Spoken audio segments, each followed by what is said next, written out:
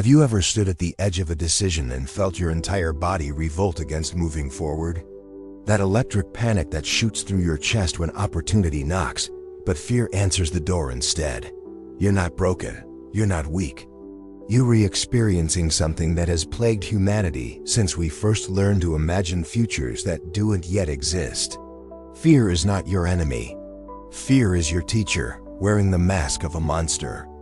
And today, we're going to unmask it using 7 profound teachings from the Stoic philosophers who understood something most modern psychology still struggles with: the alchemy of transforming terror into wisdom. But first, let me ask you something that might sting a little. When was the last time you said no to something you deeply wanted because fear whispered that you weren't ready? When did you last watch someone else step into the life you've been rehearsing in your mind for years? That hollow ache in your chest right now, that's not disappointment in yourself. That's your authentic self, banging against the prison bars your fears have constructed. The ancient Stoics faced the same dragons we do. Marcus Aurelius commanded armies while battling his own anxieties. Seneca built wealth while wrestling with the fear of losing everything. Epictetus taught freedom while literally living as a slave. These weren't men who eliminated fear. They were men who learned to dance with it, to use it as fuel rather than letting it become their master. Your fear isn't a bug in your psychological programming. It's a feature developed over millions of years to keep you alive. But here is the paradox that will change everything. The very mechanism designed to preserve your life is now preventing you from truly living it. Your survival instinct has become your spiritual prison. Think about the last time you felt truly alive. I'm willing to bet it wasn't when you were playing it safe. It was when you pushed through that membrane of terror and discovered that the monster on the other side was just your own shadow, projected large and terrible by the flickering light of your imagination. The first Stoic teaching is perhaps the most revolutionary. You cannot control what happens to you, but you have absolute sovereignty over how you respond. This isn't positive thinking. This isn't denial. This is a fundamental shift in the locus of your power. Right now, you're trying to control the storm. The Stoics learned to control the ship. Marcus Aurelius wrote these words while literally at war. You have power over your mind, not outside events. Realize this, and you will find strength. But what does this mean when you're staring at a job interview that could change your life? Or a conversation that could save your relationship? Or a creative project that could define your legacy? It means you stop asking, "What if I fail?" and start asking, "How do I want to show up?" It means you stop negotiating with fear and start negotiating with courage. The outcome is a conversation between you and the universe. Your response is a conversation between you and your soul. Here's what most people get wrong about Stoicism. They think it's about becoming emotionally numb. The opposite is true. Stoics feel everything. They just don't let feelings make decisions for them. When fear rises in your chest, instead of running from it or fighting it, you learn to say, "Welcome, old friend. What are you trying to protect me from? And is that protection still serving me?" The second teaching builds on this foundation. The obstacle is the way. This phrase from Marcus Aurelius has been bastardized into motivational poster wisdom, but its true meaning is far more radical. Your fear isn't something to overcome. It's something to alchemize. Every fear is pointing to a wound that needs healing or a strength that needs developing. Fear of rejection? Your compassion muscle needs strengthening. Fear of failure? Your resilience needs upgrading. Fear of success? Your worthiness deserves examination. The path to who you were meant to become runs directly through the territory you were most afraid to enter. But here's where most people get stuck. They try to think their way through fear. Stoicism isn't about positive thinking. It's about clear thinking. It's about seeing reality without the distortions that fear creates. Fear takes a specific situation and turns it into a catastrophic story. Your job isn't to create a better story. Your job is to return to what's actually happening right now. You're not afraid of public speaking. You're afraid of a story about public speaking where people judge you and you die of shame. You're not afraid of starting a business.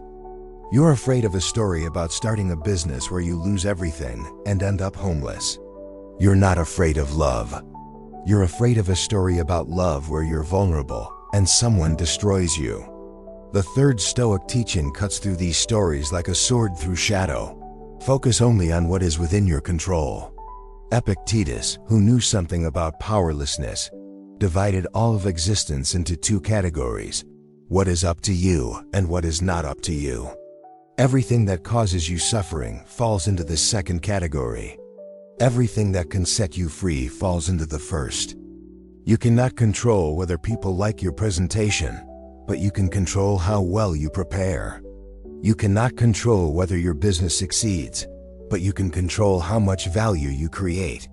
You cannot control whether someone loves you back, but you can control how authentically you love. This isn't about lowering your expectations. This is about placing your power where it actually exists.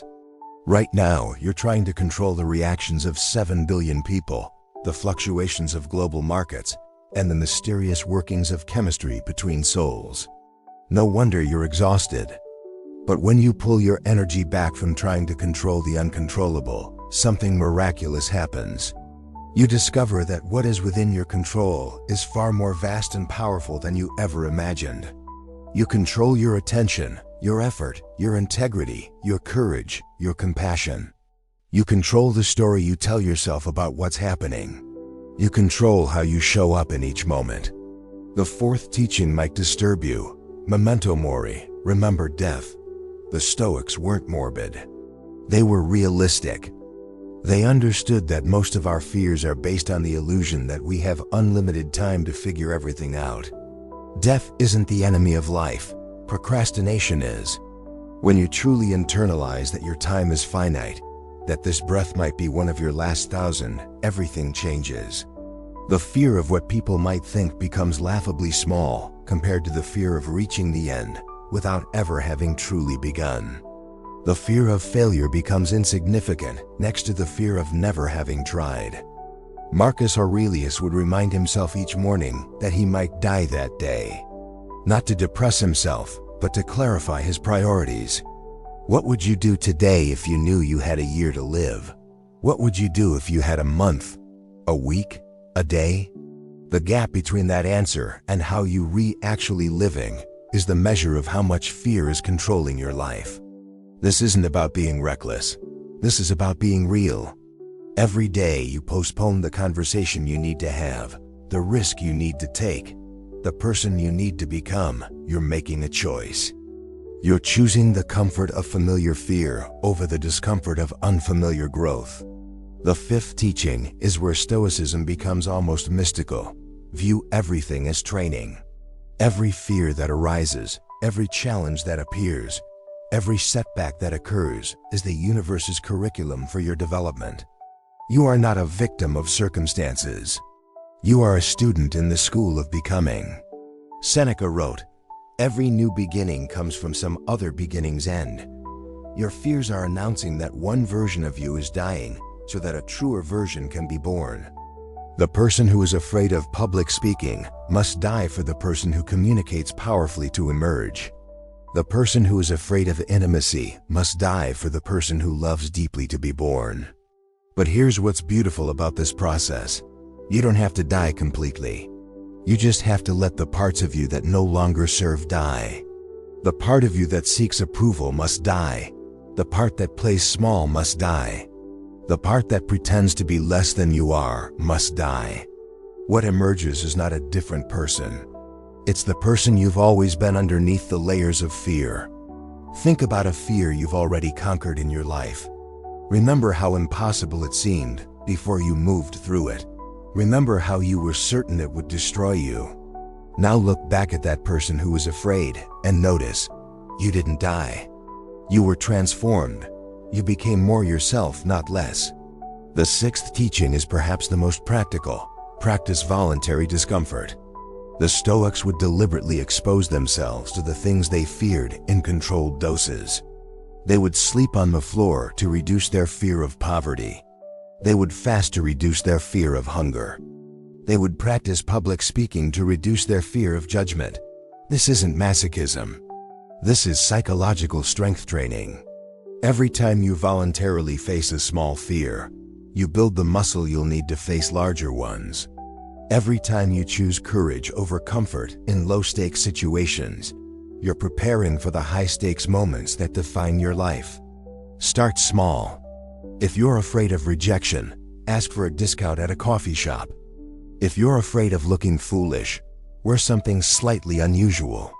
If you're afraid of confrontation, express a gentle disagreement. These tiny acts of courage compound over time into unshakable confidence. But the real magic happens when you realize that most of what you've been afraid of is actually quite manageable. The monster loses its power when you stop feeding it with your imagination and start feeding it with your experience. The seventh and final teaching is the most profound. You are not your thoughts, including your fearful thoughts. The Stoics understood that the mind is a tool, not a master. Thoughts arise, including fearful ones, but you are the awareness that observes them. You are the sky, not the clouds. When fear arises, instead of identifying with it, you can observe it. Instead of saying, "I am afraid," you can say, "I am aware of fearful thoughts arising." This shift in language represents a revolution in identity. You are not the victim of your psychology. You are the witness of it. This doesn't mean you ignore fear or pretend it doesn't exist. It means you relate to it differently. Fear becomes information, not instruction. It becomes data, not destiny. You can feel afraid and act courageously. You can acknowledge the fear and choose love anyway. Marcus Aurelius practiced this daily. He would observe his own thoughts and emotions as if he were a scientist studying an interesting specimen. Notice how the mind creates stories about the future, he might write. Notice how fear tries to masquerade as wisdom. This practice of observing your own psychological processes creates space between you and your automatic reactions. In that space lives your freedom. In that space lives your choice. In that space lives the person you're becoming. As we reach the end of this journey together, I want you to feel something shifting in your chest. Not the absence of fear, but a different relationship to it. Fear will still arise. It's supposed to. But now you have tools that have been tested by 2,000 years of human experience. You have the tool of focus, placing your attention only on what you can control. You have the tool of perspective, seeing obstacles as opportunities. You have the tool of presence, remembering that this moment is all you really have. You have the tool of practice, voluntarily stepping into discomfort to build strength. You have the tool of observation, witnessing your thoughts without being enslaved by them. But tools are useless unless you use them. And the best time to use them is not when you're feeling confident and strong. The best time to use them is when you're standing at the edge of that decision again, feeling your body revolt against moving forward. That's when you remember, you are not here to live a life of perfect safety. You are here to live a life of authentic expression. The dragons you're afraid to face are guarding the treasure of who you're meant to become. The ancient Stoics knew something we've forgotten in our comfort-obsessed culture. The goal of life is not to avoid suffering. The goal of life is to suffer skillfully, to transform pain into wisdom, to use every challenge as raw material for building character. Your fears are not obstacles to your destiny. They are the pathway to it. Every fear you transform makes you not just stronger, but more compassionate. Every dragon you face makes you not just braver, but wiser. Every step into the unknown makes you not just more confident, but more alive. The person you're becoming is waiting on the other side of your fears. They've been waiting patiently, knowing that when you're ready, you'll take that first step. They know that courage isn't the absence of fear. Courage is fear walking forward anyway. So what will it be?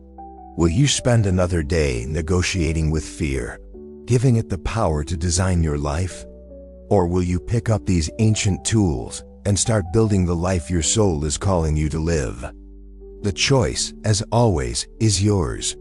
The Stoics can show you the way, but you have to walk the path. And the path begins now, with whatever fear is sitting on your chest as you listen to these words. Welcome it. Thank it for trying to protect you. And then, gently but firmly, show it who's really in charge. Your authentic life is waiting. It's time to stop rehearsing and start living. If this resonated with you, there's so much more we need to explore together. Next week, we read diving into how to build unshakable self-respect using principles that will disturb and liberate you in equal measure. Subscribe if you're ready to keep walking this path of authentic transformation. And in the comments tell me, what's the one fear that's been holding you hostage the longest? It's time to name it so we can tame it. The conversation continues, but only if you choose to be part of it.